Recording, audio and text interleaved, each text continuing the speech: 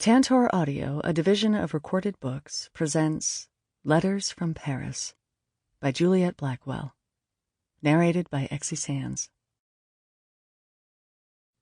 You find me at work. Excuse the dust on my blouse. I sculpt my marble myself. Camille Claudel. Prologue. Sabine. February 27th, 1898. He sleeps.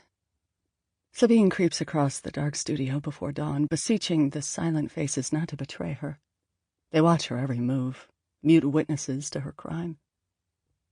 Slipping through the door, she winces at the scraping sound of metal on metal as she pauses to latch it behind her.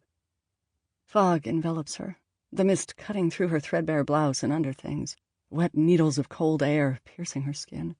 Sabine thinks longingly of the two dresses she left behind in the cupboard. He'd bought them for her. They are the finest garments she has ever worn, one blue, one green, made of the softest lawn, a material so lush and supple it beckoned to her the first time she donned the garments. Often she would caress the skirt, reveling in the sumptuous sensations that tickled her palm. He teased her for that. Take nothing with you.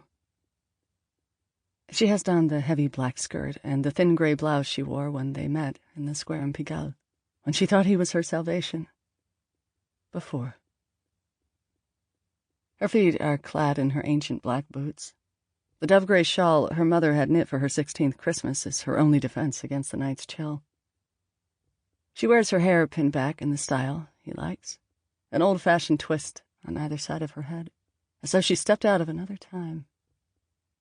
Also abandoned is the gold armband, still in its nest of fine black velvet, in a blue box upon the nightstand. The tortoiseshell comb for her hair, her little hand mirror, the candle stubs and pocket-sized book of sonnets, her sketchbook and charcoal.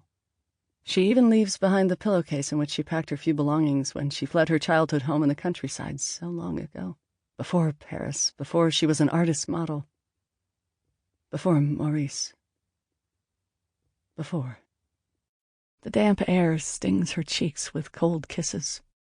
Dim light from the gas street lamps cast an amber glow on the cobblestones, glinting off puddles from last night's rain.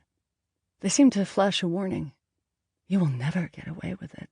You will never get away. Sabine keeps her head down, walking as quickly as she dares, listening. She hears water dripping from a gargoyle at the side of the church, a horse whinnying a block or two away, a dog barking behind a stout wooden door, the tapping of her boots on the paving stones, echoing the... Sample complete. Ready to continue?